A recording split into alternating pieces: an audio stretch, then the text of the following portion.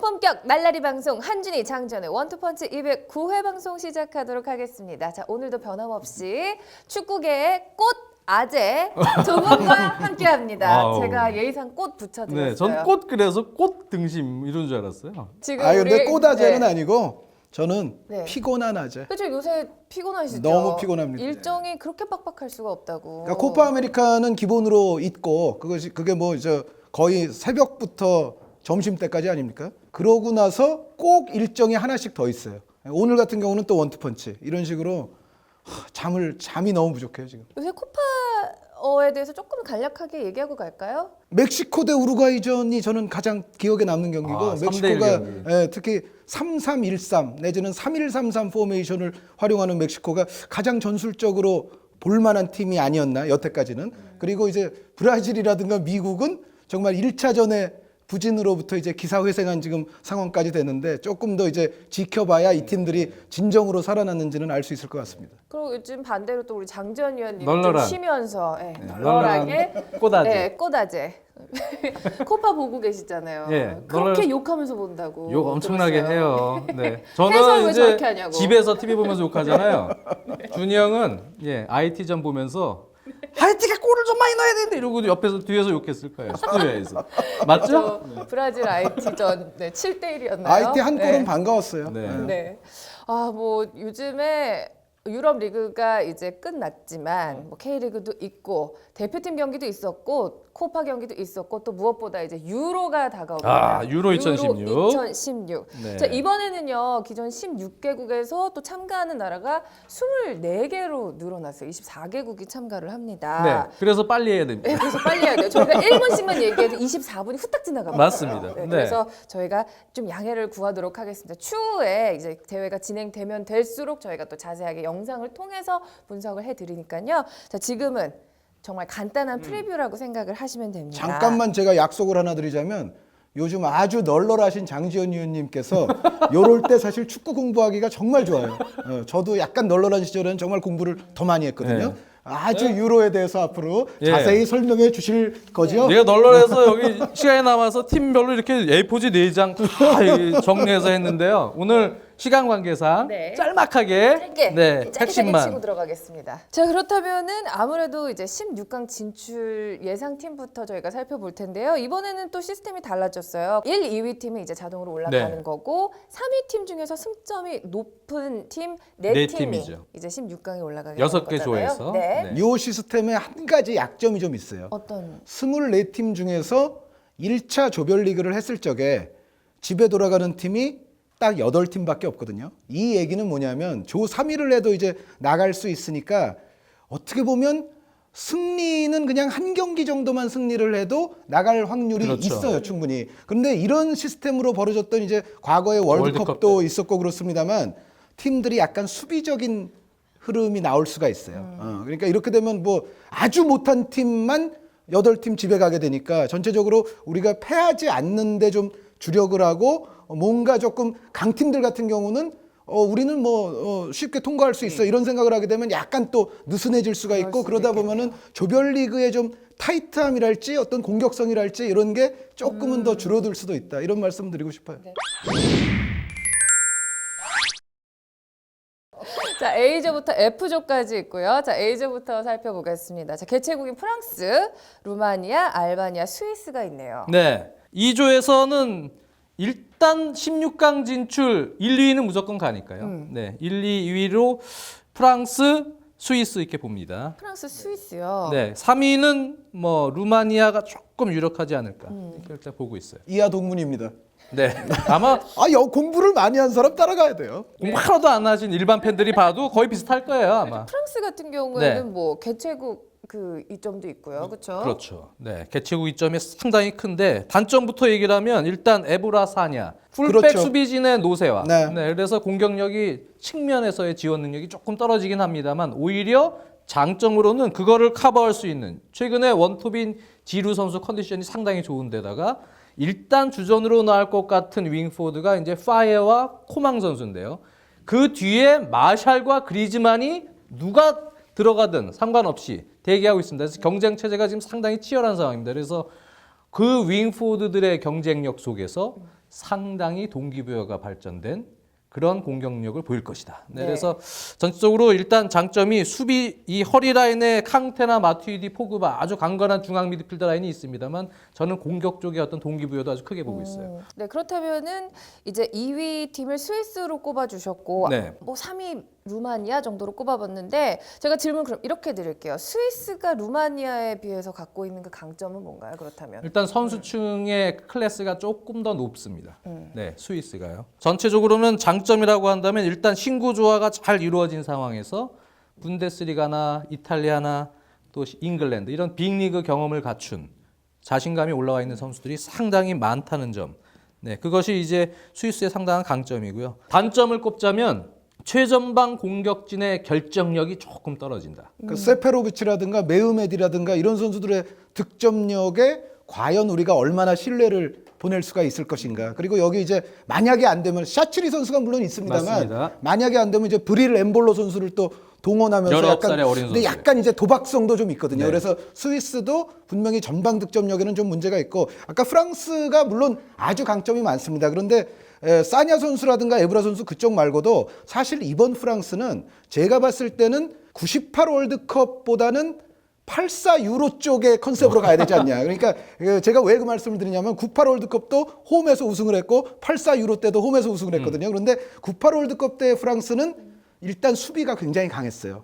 이른바 그렇죠. 뭐 철의 포백이라고 할 수 있는 포백 라인에다가 또 아주 신뢰할 만한 수비형 미드필더들까지 존재하는 상황에서 우승을 한 건데 이번에는 부상자가 아시다시피 있어요. 수비 쪽 수비형 미드필드 쪽에서 지금 부상자가 좀 속출하는 바람에 뭐 사냐 에브라 불안감 더하기 그렇습니다. 이제 그것까지 따지면 결국은 아까 말씀하신 공격으로 해결을 봐야 된다. 근데 84년 같은 경우에 플라티니 선수가 9골 넣으면서 아주 공격으로서 또 어떻게 보면 우승을 할 수가 있었거든요. 그래서 그때와 같이 이제 컨셉으로 좀 밀어붙여서 프랑스가 이제 홈에서 우승을 하면 될 것 같고. 근데 스위스 공격진 문제 얘기하기에는 루마니아가 사실은 더 문제일 수도 그렇죠. 있어요. 예, 루마니아의 안도네 선수가 이제 스트라이커로 나와야 되는데 역시 득점력을 좀 믿을 수가 없고 루마니아가 지역 예선 과정에서도 자동 진출한 나라들 가운데에서는 웨일즈와 더불어서 최소 득점 팀들 중에 하나거든요. 그래서 루마니아 과연 이제 니콜라이 스탄시우라든가 스탄쿠 선수가 좀 보조 그렇죠. 득점을 해주기는 할 텐데 그럼에도 불구하고 전체적인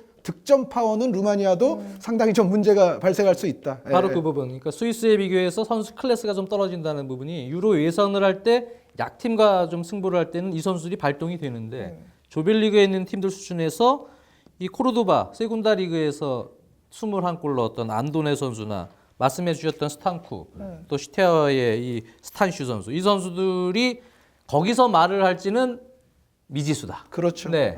결국 그겁니다. 그래서 이 팀은 알바니아보다는 전력이 좀 높지만 3위 정도에 그치지 않을까 이렇게 일단은 예상하고 있습니다. 일단 자 이제 B조 살펴볼 텐데요. B조에는 잉글랜드, 러시아, 웨일스 그리고 슬로바키아 이렇게 네 팀이 속해 있습니다. 자 1, 2위 팀을 꼽으라면 어떤 팀? 사실 이 조가 죽음의 조입니다. 네, 물고 물리는 혈전이 예상이 되는데 과감하게 뽑겠습니다. 네. 잉글랜드 대 슬로바키아 1, 2위, 3위가 러시아 이렇게 예상합니다. 아, 웨일즈 탈락입니까? 오, 그래요? 한준희 의원님도 같은 생각이신가요? 잉글랜드, 웨일즈, 슬로바키아. 네, 웨일즈를 저는 러시아가 베레주스키 선수하고 이그냐셰비치 선수가 그렇죠. 33살, 36살이에요. 그래서 상대의 빠른 공격수가 들어오게 될 때는 물론 이 선수들은 어떻게 보면 평생의 콤비입니다. 어떤 조화나 호흡 면에서는 뭐 인생의 짝이니까 뭐 네. 좋을 수밖에 없는데 그럼에도 불구하고 상대의 빠른 공격수들에게는 나이상 취약할 가능성이 좀 상당히 높지 않느냐. 이것을 좀 잘 파고들면 오히려 저는 웨일즈라든가 슬로바키아 쪽에 오히려 좀 더 가능성이 있지 네. 않냐. 물론 웨일즈도 베일 선수가 영웅 역할을 못하면 좀 문제가 생길 수가 있어요, 사실은. 웨일즈도 롭슨 카누 같은 선수를 얼마나 신뢰할 수 있느냐 이게 요새 잘 못해요. 그러니까 롭슨 카누 선수를 확실히 못 믿어요. 그래서 베일 선수의 어깨에 많은 짐이 지어져 있기는 한데 베일 선수에게 또 이런 기회가 이런 또 메이저 대회 기회가 참 자주 찾아오는 게 아니라는 것을 고려해 본다면 네. 상당히 혼신의 힘을 다해서 뛰지 않겠느냐. 그래서 베일의 웨일즈, 함식의 슬로바키아 왠지 저는 러시아가 오히려 여기서 좀 떨어지지 않을까. 저는 뭐 잉글랜드는 굳이 설명 안 해도 팬들이 잘 알 것으로 생각을 합니다. 젊은 선수들이 제일 많은 팀인데 단점은 이제 상하 경기 말리면 해법을 못 찾습니다. 네, 그래서 계속 눌러 앉은 수비 대처하는 요령이 좀 부족한데요. 네, 그것만 이제 극복을 하면 되는데 평가전 때 그런 경기가 한 두세 차례 있었거든요. 조금씩 선수들이 그 적응을 하진 않을까 생각이 들고 한 의원님 말씀대로 러시아가 유로 2008 멤버 센터백 노쇠화된 센터백이 그대로 있어서 확실히 좀 수비가 좀 무뎌진 느낌은 있고 코코린이나 샤토프 이런 선수들이 주바 선수에게 결국 지원을 해주는 역할인데 이 선수들도 경기를 보면 재능이라고는 하는데 항상 5%씩 뭔가 부족해요. 네. 그래서 러시아는 뭔가 부족해서 결국 3위로 갈 것 같습니다. 웨일즈 같은 경우는 제가 볼 때 여기서 멤버는 좋습니다. 허리도 레스터시티의 앤디 킹도 있고 조 레들리, 조 앨런, 아론 램지. 조 레들리 선수는 부상이 좀 있죠. 아 그렇죠. 네. 레들린 부상이긴 한데 앨런이나 램지 같이 좋은 중앙 미드필더들이 있어요. 그렇지만 전체적으로 5백을 쓰는 역습 형태의 운영을 하는 최근 웨일즈가 이 베일에게 의존도가 너무 큽니다. 그래서 이번에 아마 롭슨 카노 대신에 복스 선수가 대신 나올 가능성이 큰데 베일을 막으면 답이 그렇게 잘 나오질 않아요. 지금 이 팀이요. 상대가 아니 동의해요. 네. 근데 나는 영웅 베일. 그리고 또 하나는 영웅 베일 이 등급. 조에 러시아도 그렇고 슬로바키아도 그렇고 세트피스에 좀 강한 또 전력을 가지고 있는 팀인데 이 팀이 세트피스에 조금 약합니다. 수비가요. 웨일즈가요. 그래서 전체적으로 저는 이 팀이 센터백들 키가 그렇게 큰 편도 아니고 조금 단점이 있다. 반면에 슬로바키아는 커리 라인부터 AC 밀란의 살림꾼 역할을 하고 있는 쿠추카부터 해서 앞선의 함식 선수 그리고 좌우에 있는 바이스나 마크 이런 선수까지 가는 이 공격 라인 이것이 상당히 조직적으로 잘 정비가 되어 있다고 생각이 들고요. 수비와 공격에 있어서 다른 팀들보다 확실한 우위를 가진 건 아닙니다만 공수 밸런스가 그래도 잘 짜여져 있는 상황에서 한 골 승부에서 조금씩 슬로바키아가 앞설 가능성이 있다. 그래서 저는 이 팀을 의외로 저 2위에 놓고 싶어요. 그래서 잉글랜드와 함께 바로 올라가지 않을까 싶습니다. 저도 웨일즈 슬로바키아 중에서요. 그 백지 반장이라도 2위 가능성은 슬로바키아가 좀 더 높을 수 있다고 생각을 해요.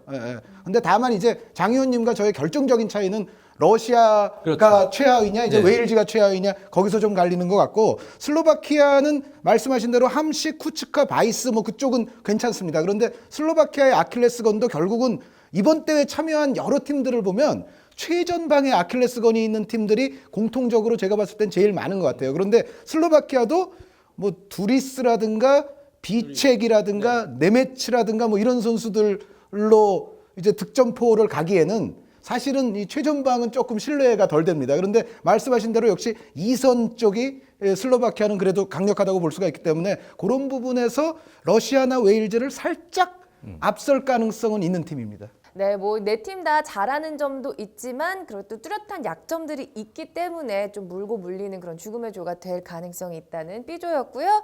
바로 C조로 넘어갈게요. C조에는 독일, 우크라이나, 폴란드, 북아일랜드가 이제 속해 있네요. 네. 독일은 일단 팀의 뼈대가 거의 다 있습니다.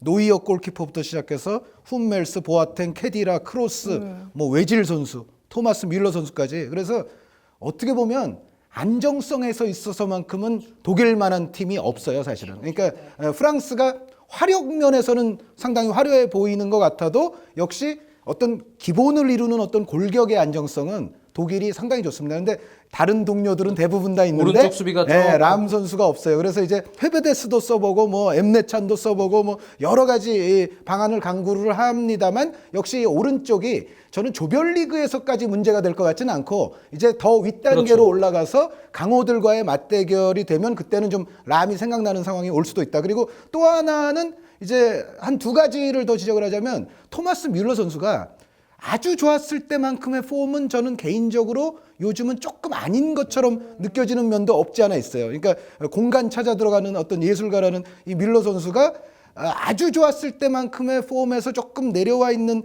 느낌이 있기 때문에 그런데 또 이런 데 나가면 이 뮬러 선수도 애국자 또 스타일 아닙니까? 그래서 클럽에서 약간 그렇다가도 또 여기서는 또 잘할 수 있는데 과연 이제 뮬러 선수가 어느 정도의 폼을 발휘를 해줄 거니까. 왜냐하면은 이것이 중요한 이유는 고메스 뭐 괴체 이런 식으로 공격이 가는데 결국은 뮬러의 이 보조 득점, 오히려 뮬러가 주득점을 해야 되는 상황까지도 나올 수가 있기 때문에 토마스 뮬러 선수의 폼은 조금 두고 그렇죠. 볼 필요는 있다는 생각이고 여기에 이제 마르코 로이스 선수 공백이 조금 약간 아쉬운데 뭐 독일은 메울 선수가 있죠. 뭐 드락슬러라든가 뭐 르로이 사네 같은 워낙 선수도 많아요. 있고, 마르코 로이스 선수의 공백은 로이스 개인에게는 좀 불행하지만 아주 큰 것 같지는 않습니다. 그래서 결국은 람 공백, 뮬러 폼, 요것이 이제 독일의 관건인데 조별리그에서의 관건은 아닐 겁니다. 예. 네, 뭐 하여튼 탄탄한 팀이니까요. 네, 네. 그래서 1위를 아마 독일이 할 거고 그렇다면은 2위는 어떤 팀일까요? 2위는 폴란드가 일단 될 것 같아요. 네. 한현님도 폴란드라고 쓰셨겠죠. 동의? 네. 네. 그리고 폴란드는 뭐 팬들 아시다시피 저희가 지난번에 원투펀치에서도 얘기했으면 멤버들이 워낙 좋아요. 공격력도 좋고 그쵸. 레반도프스키 또 아약스의 밀리크 선수 올 시즌에 골도 많이 넣었고요. 거기에 뭐 우리가 잘 알고 있는 크리오비악을 중심으로 한 허리 라인, 뭐 전체적으로 또 포백도 마찬가지고요. 오른쪽 라인도 쿠바나 또 아래 피슈책 같이 여전히 경험이 많은 선수들이 건재합니다. 그래서 폴란드는 다른 팀들 상황이 조금 견딜만 하면 경쟁이 있을 법한데 상대적으로 북아일랜드와 우크라이나가 제가 볼 때 그렇게까지 폴란드보다 앞선다고 들 상황이 아닙니다. 지금 네. 저쪽 보니까. 그래서 폴란드가 독일과 같이 일단은 올라가지 않을까 싶고요. 북아일랜드는 사실 저희가 돌풍의 팀으로 또 지목을 했었고 기대를 많이 했었는데 결정적으로 크리스 브런트가 부상으로 빠졌어요. 그래서 원래 이 포백을 쓰는 역할에서 브런트가 상당히 중요한 역할인데 브런트 마땅한 왼쪽 지금 백업이 없습니다. 3-5-2로 최근에 바꿨죠. 네, 그래서 지금 그 북아일랜드 내 그 대표팀 내에서도 조니 에반스를 왼쪽 수비로 쓸까, 뭐 여러 가지 고민들을 했다고 하는데 결국은 최근에 미루얼의 왼쪽 윙백인 쉐인 퍼거슨을 그냥 쓰면서 5백 형태로 좀 바꿔서 운영을 하고 있는데 확실히 경기력이 조금 소심해졌고 소극적으로 변했고 중앙에 있는 미드필더들 스티븐 데이비스나 이런 선수들도 수비지향적인 플레이가 아마 전개될 가능성이 높아서 네. 맨 최전방에 있는 라퍼티 같은 선수가 뭐 큰 키로 떨궈 놓거나 헤딩 한 방 넣고 뭐 이런 걸로 하는데 이 선수가 미치지 않는 이상은 제 생각에 올라가기 쉽지 않을 것 같아요. 레퍼티, 영웅 또 뭐 그런 거 나오면 어떡해요. 그럴 수 있죠, 당연히. 근데 어쨌든 그건 북아일랜드의 저는 최대의 약점은 이거라고 봅니다. 어느 팀보다도 하위 리그에서 뛰는 선수들이 많아요. 그러니까 뭐 2부, 3부 뭐 이런 식으로 그러니까 이런 대회에서 정말 다른 나라의 정예 대표 선수들과의 대결을 하려면 사실은 그래도 그게 뭐 꼭 빅리그가 아니더라도 일부 리그에서 꾸준히 좀 뛰어온 선수들이 많은 게 좋은데 저는 북아일랜드가 그 점에서는 역시 최고 레벨에서의 경험치가 상당히 조금 떨어지는 팀일 수가 있다. 그래서 북아일랜드가 아무래도 여기서는 좀 약체일 것 같고 우크라이나는 골키퍼가 조금 에러가 많습니다. 피아토프라는 골키퍼가 있는데 골키퍼 쪽이 일단 불안해요. 그런데 이런 대회는 정말 골키퍼가 중요하거든요. 여기가 약점으로 손꼽힌다는 것 자체가 우크라이나에겐 별로 좋은 일이 아니고요. 그리고 이제 중원에 핵인 캡틴 로탄 선수가 있는데 로탄 선수가 아까 러시아 좀 노쇠화된 수비수들 얘기도 했습니다만 로탄 선수도 34입니다. 34이고 여기에 왼쪽 측면 수비를 보는 셰브첸코 선수가 아니라 셰브추크 선수가 있어요. 셰브추크 선수가 37이에요. 무려. 그래서 이 로탄이라든가 셰브추크 선수가 아직까지도 그런데 베스트 11에 들어와야 되는 팀이거든요. 그래서 이런 문제들이 골키퍼 불안과 더불어서 우크라이나는 독일, 폴란드의 아성을 넘기에는 좀 딸린다 이렇게 볼 수가 있습니다. 뭐 그러면은 2강 1중 1약 정도로 요약을 할 수 있을 네. 것 같고요. 그러니까 C조 같은 경우는 장 의원님 말씀에 역시 100% 동감을 하면서 결국 뭐 둘이 같이 이렇게 정리할 수 있을 것 같아요. 독일 1위, 폴란드 2위, 우크라이나 3위, 북아일랜드 4위. 예. 그렇다면 바로 D조로 넘어갈게요. 아, D조가 재밌네요. 스페인, 체코, 터키 그리고 크로아티아까지. 아, 언뜻 보기에는 이제 죽음의 조 같은데, 네. 근데 의외로 또 냉철히 들여다 보면 그래도 한 두 팀 정도로 갈리지 않느냐. 스페인, 크로아티아 봅니다. 스페인, 크로아티아. 뭐 스페인은 사실 예측이 가능할 것 같아요. 많은 축구 팬들이 그렇게 생각을 하고 있을 것 그렇습니다. 같은데. 최근에 평가전에서 조지아한테 0대1로 지긴 했습니다. 그런 약체한테 어떻게 지느냐. 하지만 유럽에서는 조지아나 룩셈부르크나 파로 아일랜드 이런 정도의 팀은 꽤 셉니다. 수비진들도 기량들도 어느 정도 있고. 심지어 조지아는 룩셈부르크 파로보다는 좀 더 센 것 같아요. 그렇죠. 조금 약체 같은 팀들이지만 실제로는 좀 꽤 센 팀들이 조지아 같은 팀이에요. 그래서 사실 1대0으로 질 수도 있습니다. 그렇죠. 근데 전체적으로 뭐 이 경기도 평가전도 졌습니다만 이번에 이제 새로운 얼굴들이 공격진에 조금 들어갔고 큰 대회 경험이 좀 부족하고 아무래도 공격 파괴력, 내려앉은 팀을 상대로 경기 운영을 할 때 득점 능력이 조금 떨어져 있지 않나라는 생각이 있어요. 그래서 스페인은 대회 3연패까지는 조금 힘들지 않을까. 네, 그렇게 보고 있습니다. 조별리그에서는 문제 없는 조별리그에서는 거죠? 문제 없을 것 같고요. 크로아티아는 이번 대회 뭐 최고의 복병이다 이렇게 생각이 들어요. 그래서 일단은 전체적인 연령층들이 스르나 선수 정도를 제외하면 한 27살에서 30살 전성기 나이에 들어가는 선수들로 아주 좋은 경기력을 보여줄 것 같고 뭐 선수들은 뭐 팬들이 아시다시피 좋은 선수들 아주 네. 모드리치, 라키티치, 만주키치, 뭐 페리시치 뭐 많습니다. 바델리까지 좋은 선수들이 많은 아주 이 조에서는 전체적으로는 아주 상당히 강한 전력을 보여줄 것 같습니다. 그 체코 터키보다는 분명히 이 두 팀이 좀 더 위에 있는 게 사실입니다. 그러니까 물론 체코 터키가 또 이 전통이 있기 때문에 얼마든지 물고 늘어질 수 있는 능력은 있죠. 그러면 이제 말씀하신 죽음의 조가 될 수도 있는데 기본적으로는 장 의원님 말씀대로 두 팀 사이에는 약간의 간극이 있다. 그것은 일단 터키부터 말씀을 드리자면 중국 리그로 이적을 했던 얼마 전에 부락 일마즈 선수가 게다가 또 중국 간 이후에 부상까지 당했어요. 그래서 일마즈 선수가 통하지 않을 때는 과거에 저희가 또 말씀드렸던 토순 선수라도 네. 좀 터져야 되는데 그렇지 못할 경우에는 터키는 이제 역시 전방 쪽에 조금 문제를 안게 될 것 같고 체코 같은 경우는 우리와의 평가전에서 사실 약점이 다 드러났어요. 그러니까 네. 수비도 좀 불안정하고 로시츠키에 대한 의존도는 여전히 심하고 여기에 네치드라든가 라파타라든가 뭐 이런 공격수들을 득점력을 얼마나 또 신뢰할 수 있느냐 이 문제가 벌어지기 때문에 전체적으로 스페인과 크로아티아도 각각의 문제는 있겠지만 체코와 터키가 안고 있는 문제보다는 조금 가벼울 수 있다. 그런데 맞습니다. 제가 여기서 흥미로운 이제 스페인과 관련해서 이 스페인이 안을 수 있는 가장 심각한 문제를 한 가지 말씀드리자면 제가 BBC 기사를 하나 가져왔습니다. BBC 기사. 영어 다 영어예요. 이 제목이 아주 좀 흥미롭죠. 네. 잉글랜드는 타이얼디드니스. 네. 타이얼디니스. 그러니까 피곤함은 잉글랜드의 이번 대회에서의 변명이 될 수 없다. 변명될 수 없습니다. 그 얘기예요. 그러니까 스페인이 더 많이 뛰었습니다. 바로 그겁니다. 그러니까 잉글랜드가 여태까지 이제 여름에 열리는 메이저 대회에서 뭐 실패하고 나면 항상 박싱데이예요. 뭐 무슨 캐피탈 원컵이 더 있어요. 뭐 FA컵 재경기 뭐 등등해서 가장 피곤한 팀이라서 항상 성적이 나쁘다. 뭐 이런 유해 분석들이 많이 나오는데 그러면은 그 얘기가 실제로 적용이 되는가를 BBC에서 한번 본 거예요. 그런데 지금 아까 이 그래프가 나타내는 바가 스페인이 이번 이제 23인 스쿼드가 평균 뛴 시간을 고려했을 때 프랑스가 또 2위네. 그렇죠. 스페인이 가장 많이 뛰었고요. 그 다음에 프랑스고 물론 이탈리아 같은 팀보다는 잉글랜드가 많이 뛰긴 했습니다. 그런데 스페인, 프랑스보다는 적어요. 그러니까 여기 이제 나타나 있는 어떤 내용을 제가 말씀을 드리자면 스페인 선수들이 잉글랜드 선수들보다 경기로 따지면 한 5경기 정도 더 뛰었고 분수로 따지면 300분 정도를 더 뛰었다고 해요. 그러니까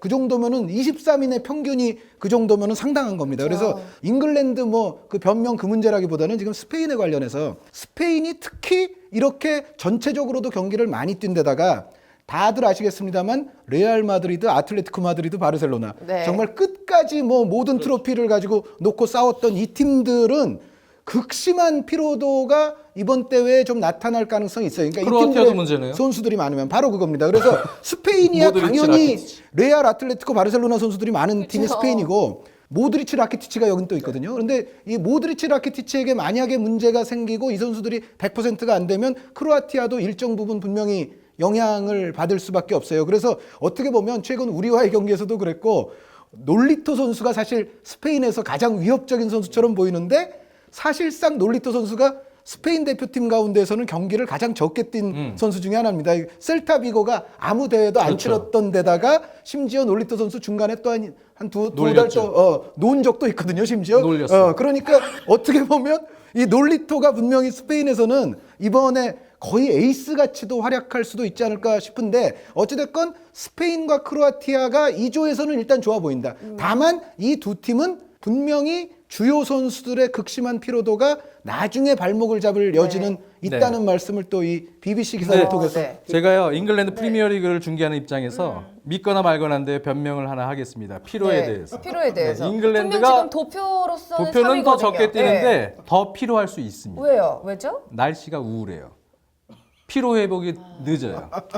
날씨가 우울해서 스페인은 날씨가 좋아서 피로가 빨리 회복이 되는데 잉글랜드가 우울해요. 날씨가 피로가 회복이 안 됩니다. 이게 말로 만든 아재 개그인가요? 저는 아니, 웃음 좀 포인트 왠지 일리가 약간 있을 것 같지 일리가 않습니까? 좀 어디서 있을 것 찾아요? 같기도 해요. 네. 그러니까 이게 뭐 생리학이나 실제로 그 전공하시는 분들한테 좀 여쭤봐야 되는데 그런 논문이 있는지 실제로. 아. 그러니까 날씨와 피로 회복 간의 상관관계 뭐 이제 이 사람은 일리가 있을 것도 그냥 같네요. 제 생각에 웃기고 싶으셔서 한 말씀 같은데 아까 그게 더 낫어요. 놀리터 놀렸다. 그거 크게 한번 하시면 끝내죠 우리.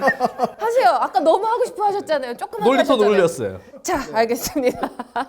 그러니까 여기는 정리하자면 스페인 크로아티아인데 뭐 스페인이 약간 백지반장이라도 조금 위로는 보입니다만 네. 크로아티아가 호시탐탐 또 이리저리를 노릴 수도 있을 것이다. 그리고 체코 터키가 물고 늘어질 가능성도 있는데 그래도 기본적으로는 아래쪽이 예상이 된다. 그렇죠. 네. 네. 뭐 일단 D조 같은 경우에는 많은 분들이 뭐 스페인이 강하다라고 생각을 하시는데 피로도에 따라서 1, 2위가 살짝 바뀔 수도 있다는 뭐 그런 전망이고요. 자, 바로 2조로 넘어가겠습니다. 2조는요, 벨기에, 이탈리아, 아일랜드 그리고 스웨덴 이렇게 네 팀이 속해 있습니다. 자, 2조는 어떻게 보시는지 이번에 한준희 위원님부터 좀 말씀해 주실까요? 벨기에, 이탈리아 보는 게 정상 아니겠어요? 아니 물론 이탈리아는 지금 문제가 좀 많습니다. 네. 중앙 미드필드에도 주력 선수들이 빠져버렸고 공격수도 뭐 펠레 선수에게 지금 뭐 기대해야 되는 브라질의 펠레 말고 이탈리아의 펠레 선수에게 기대를 해야 되는 그런 국면이기 때문에 어떻게 보면 또 부폰 선수를 또 축으로 그 여태까지 이탈리아를 지켜왔던 그 베테랑 수비수들 이 선수들이 또 큰 몫을 해줘야 되고 결국은 약간 또 지루하더라도 결국은 실속 있는 그런 이탈리아의 모습이 보여져야 그러니까 여기에는 칸드레바라든가 플로렌치 같은 선수가 또 충분히 활약을 해줘야 될 것 같고요. 이제 그런 식의 어떤 꾸역꾸역 이탈리아의 힘을 보여준다. 그 길이 남아있기는 하겠지만은 그래도 이탈리아가 과연 아일랜드 스웨덴에게 물려서 탈락 지경까지 가겠느냐라는 데는 기본적으로 의문이 있습니다. 그러니까 부폰 선수 중심의 그 수비진만 하더라도 역시 이탈리아는 여전히 좀 클래스를 보유하고는 있다라는 생각이 들고요. 벨기에는 저는 잘만 조별리그를 순탄하게 치르면서 점점 올라가면 이번 대회는 한번 그 골든 제너레이션의 이른바 큰 대업의 도전이 가능한 한 대회가 아닌가라는 생각이 들어요. 그러니까 기본적으로 일단 공격은 아자르 선수도 사실 시즌 막판에는 막판에 좀 지금 괜찮습니다. 올라왔었죠. 그러니까 아자르 선수에다가 아주 또 훌륭한 시즌을 보냈던 데브라이너 선수에다가 아틀레티코에 또 빼놓을 수 없는 카라스코 선수까지 있거든요. 그러니까 이 선은 아마 이 정도면은 이번 대회에 참가하는 모든 팀들을 통틀어서도 상당한 클래스라고 볼 수가 있죠. 그러니까 여기에 이제 최근에 벨기에가 좀 단안을 내린 것이 지금 콤파니 선수 없어서 중앙수비 불안한데 왜 토트넘에서 중앙수비 보는 선수들을 측면에다 세우느냐. 그런데 결국은 빌모츠 감독이 센터백으로 놨어요. 바꿨어요. 그러니까 결국은 그 빌모츠 감독이 센터백형 선수들의 풀백 기용을 드디어 이제 접으면서 이 토트넘 선수들을 이제 센터백으로 활용을 하려고 하고 있거든요. 그래서 그렇게 된다면 벨기에가 수비적으로도 그간의 어떤 비판으로부터 조금 자유로워질 수 있는 데다가 말씀드렸던 대로 이선 공격진의 위력은 워낙에 괜찮아요. 그래서 제 생각에는 벨기에가 여기서는 당연히 넘어가야 되고 그 이후에도 뭔가를 이번에는 한번 좀 기대해 볼 수 있지 않을까라는 생각이 저도 있습니다. 비슷한 입장입니다. 이 조는 전체적으로는 좀 지리한 운영이 대부분 경기에서 나올 것 같다. 지리한 운영. 그래서 한 골로 꾸역꾸역 이기는 그냥 식으로 해서 이탈리아, 벨기에가 결국은 올라갈 가능성이 좀 높지 않느냐. 네. 이렇게 보고 있어요. 그래서 벨기에 같은 경우는 한 의원님이 뭐 골든 제너레이션까지도 보셨는데 저는 빌모츠 감독이 그렇게 짜임새 있는 경기 운영을 한다고는 보지 않아요. 네. 경기를 보면 요즘 현대 축구에 부합하는 어떤 축구 스타일은 아닌 것 같습니다. 하지만 역시 선수들이 좋습니다. 네. 선수 개인 능력에 의해서라도 벨기에는 올라오긴 할 것 같다. 그리고 이 콘테 감독의 이탈리아는 3백을 바탕으로 팬들이 잘 아는 바르잘리, 보누치, 키엘리니의 아주 경험 많은 3백 라인이 여전히 굳건합니다. 네. 거기에 아일랜드처럼 이제 버티다가 후반에 이제 셰일롱런 기용을 하면서 한 골 승부 보는 팀이거든요. 이 팀이 마틴 오닐 감독.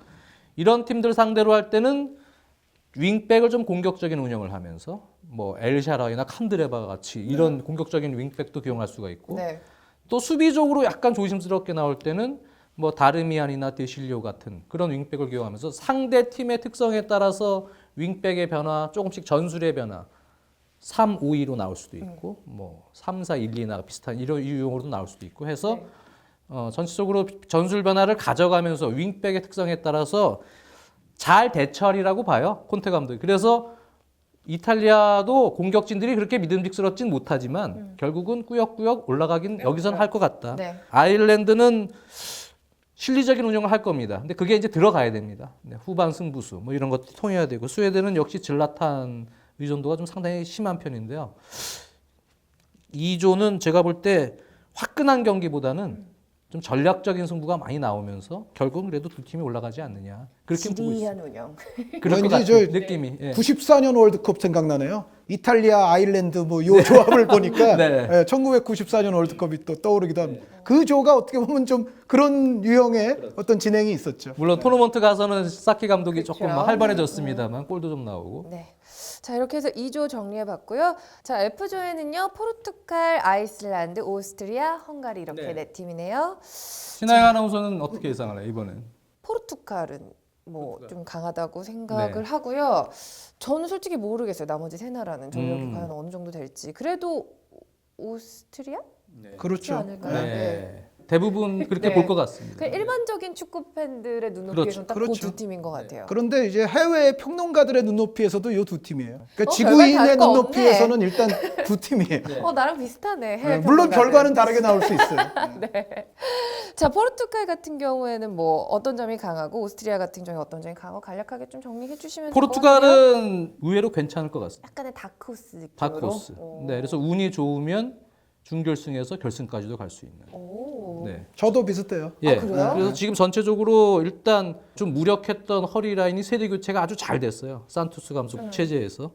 거기다가 콰레스마가 요즘에 대표팀 들어와서 잘해주고 있습니다.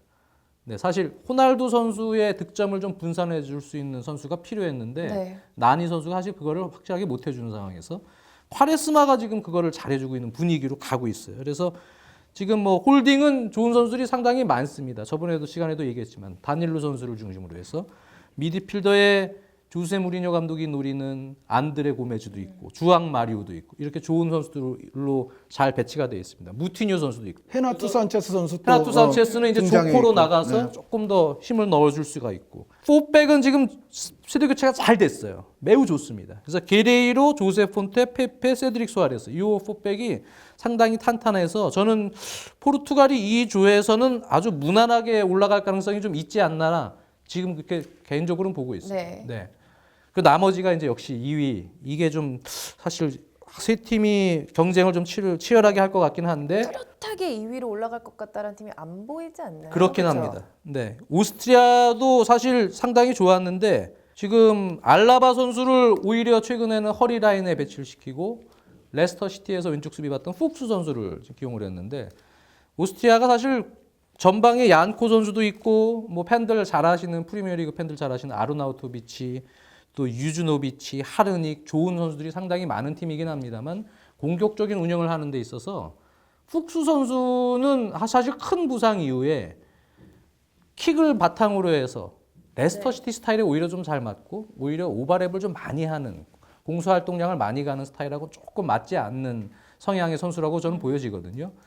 그렇게 본다면 아마 오스트리아도 수비 쪽에서 조금 위험한 요소들이 좀 나오지 않을까. 네, 그렇게 보고 있어요. 그래서 오스트리아를 일단 2위로 놓긴 합니다만 네. 2조는 사실은 조금 혼전 양상이 될 가능성이 있다고 봅니다. 저도 포르투갈이 이 조를 통과하는 거는 별 지장 없으리라는 데 또 동의하고 잘만 이제 단계를 밟아서 올라가면 이번에는 뭔가 좀 한번 대업 가까이에 한번 도전할 수도 있지 않을까. 그것은 이유는 장지현 위원님 이유하고 같아요. 뭐냐면 이번 대회는 물론 프랑스, 독일 뭐 이런 혹은 그 다음에는 스페인까지도 꼽는 사람들도 있습니다만 어느 정도 이번 대회도 이제 우승 후보들을 지금 꼽기는 하는데 완벽한 팀이 없어요. 일단 지금 딱 보기에는 프랑스도 지금 수비나 이런 쪽에 지금 문제가 생기고 있는 상황이고 뭐 독일도 아까 말씀드린 대로 약간의 또 위로 올라갔을 때는 문제가 발생할 수 있고 그거는 스페인도 마찬가지고 뭐 등등 하기 때문에 완벽한 팀이 없고 다 조금씩의 약점이 있는데 그 정도라면 포르투갈도 이번에는 그 조금치의 약점밖에는 없다는 생각이 드는 거죠. 그래서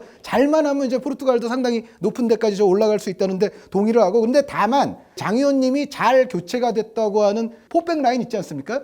저는 여기가 포르투갈의 그래도 아킬레스건이 아닐지. 그러니까 게레이로라든가 세드릭 소아레스라든가 혹은 이제 비에이리니아라든가 여기에 또 엘리세우 같은 선수들이 들어올 수도 있는데, 그리고 아니면 이제 호세 폰테 혹은 이제 브루노 알베스 같은 선수가 또 들어올 수도 있죠. 근데 저는 페페 선수를 제외한 나머지 수비 자원들은 뭔가 그래도 이런 대회에서는 약간 사고가 일어날 수도 있다. 그래서 포르투갈의 문제는 역시 공격보다는 역시 그 수비 쪽에 그래도 불안감을 조금 안고 있지 않느냐라는 생각이고, 그거는 오스트리아도 좀 비슷합니다. 오스트리아 같은 경우는 저는 약간 이런 느낌을 받아요. 그 예전에 80년대 초중반에 유로와 월드컵에서 다 잘했던 팀 있거든요. 네. 덴마크라고. 아주 잘하는 경기에는 무시무시하게 잘했어요. 그러다가 우루과이를 6대1로 대파를. 그렇죠. 우루과이 엔소 프란체스코의 우루과이에게 6골을 터뜨렸어요. 근데 토너먼트 가서 스페인한테 1대4로. 부트라게뇨에게 완전히 이제 네. 폭망을 했죠. 그런데 그 덴마크가 이 당시는 유로에서도 그렇고 월드컵에서도 그렇고 상당한 강팀이었는데 좋은 날과 아닌 날의 편차가 좀 뚜렷했어요. 그러니까 좋은 날은 아주 멋있어요. 다이너마이트였잖아요. 다이너마이트라는 별명을 갖고 있을 정도로 좋은 날은 폭발적이었다가도 안 되는 날은 좀 우르르 뭐 자신들의 또 실책에 의해서 무너지고. 그런데 저는 오스트리아가 약간 경기 중에 발생할 수 있는 어떤 그런 실책적인 문제, 그리고 어떤 또 공격에 치중하다가 또 뒷공간의 문제, 이러한 부분들이 오스트리아가 뭔가 좀 덴마크와 비슷한 느낌을 주지 않느냐. 그런데 잘 되는 날은 뭐 포르투갈이건 뭐 다른 팀이건 오스트리아는 어느 팀이든 위협은 할 수가 있다고 생각이 됩니다. 그리고 나머지 이제 아이슬란드와 헝가리는, 아이슬란드 같은 경우는 사실은 이른바 이제 영어를 쓰자면 하드워킹 팀이에요. 전 선수들이 아주 간격을 좁히면서 아주 열심히 움직이면서 조직 축구를 하는데, 이제 만약에 길피 시구르드 선수, 우리가 잘 알고 있는 그 선수가 만약 100%가 아니라고 한다면 라인을 끌어올리면서 간격 좁히고 열심히 뛰고 하지만은 뭔가 결과물이 없을 수도 있어요. 그래서 오히려 이제 상대에게 실점을 할 가능성이 있는 아이슬란드고, 헝가리는 물론 이제 나지 같은 이제 미드필더가 좀 기대를 많이 받고 있고, 또 주작 선수라든가 살라이 선수가 또 팀의 주축으로서 존재하기는 합니다만, 역시 이 큰 대회를 통과하기에는 나머지 선수들의 전체적인 선수층과 퀄리티가 조금 떨어져요. 그래서 이 조는 아무래도 포르투갈이 좀 1강인 것 같고, 제 생각에 오스트리아가 되는 날은 포르투갈도 잡을 수도 있겠습니다만 전체적으로 봤을 때는 포르투갈보다는 약간 아래. 그러니까 1강, 1중강, 그리고 그 뒤에서 이제 아이슬란드와 헝가리가 뭔가 좀 2약으로서 다투는 뭔가 그런 구도가 형성이 되지 않겠나. 그리고 포르투갈이 어쨌든 여기서 별탈 없이 잘 통과하면 포르투갈은 이번에는 한번 좀 높은 곳까지 노릴 수도 있지 않느냐. 처럼 이렇게 슉. 이 팀이 헝가리나 아이슬란드가 뭐 전체적인 강경 유지, 조직력, 끈끈하면 이런 부분들은 있어요. 네. 수비적으로. 근데 지금 여기 본선에 올라와서 상대해야 될 팀 수준하고 붙을 때는 그냥 잘 버티면 무승부 정도. 네, 그만큼 공격에서 딱 한 방, 시그루드손 같은 선수, 이런 선수 중거리 한 방 이런 거 터져줘야 되거든요. 아니면 헝가리도 주작의 왼발 한 방, 오른쪽에서 막 이런 거 사실 터져줘야 되는데 네. 그러기가 쉽지가 않습니다. 그쵸. 화력이 여기가 조금 제가 볼 때도 아이슬란드는 오히려 2년 전이 좋습니다. 2년 그렇죠. 전 때가 네. 오히려 낫고 최전성기. 지금이 좀 처져 있거든요. 그래서 오스트리아가 두 팀보다는 조금 나은 것 같아요. 그래서 오스트리아를 2위로 보는 게 낫지 않나. 근데 오스트리아 잘 되는 날은 무서워요. 잘 되는 날은 엄청 무서워요. 한 1강 1중 2약으로 정리를 해주셨습니다. 자, 저희가 A조부터 F조까지 16강에 누가 진출을 할까 정말 짧게 간략하게 핵심만 말씀드렸는데도 이렇게 할 얘기가 많은데 막상 대회가 또 시작이 되면은 얼마나 또 할 얘기가 많을지 기대가. 널널하신 장 의원님께서 제 뭐 알파신 뭐 많이 해오실 거예요. 네, 지금 벌써부터 코파 여기 부담을 막 주는 거예요 지금. 코파? 저는 유로 담당. 네. 저 중계도 안 하는데 아주 열심히 보고 있습니다. 네, 자 저희가 이렇게 유로 2016 프리뷰를 이렇게 전해드렸습니다. 자, 원투펀치 209화 첫 번째 이야기는 여기서 마치도록 하고요. 두 번째, 세 번째 이야기도 순차적으로 보내드리도록 하겠습니다.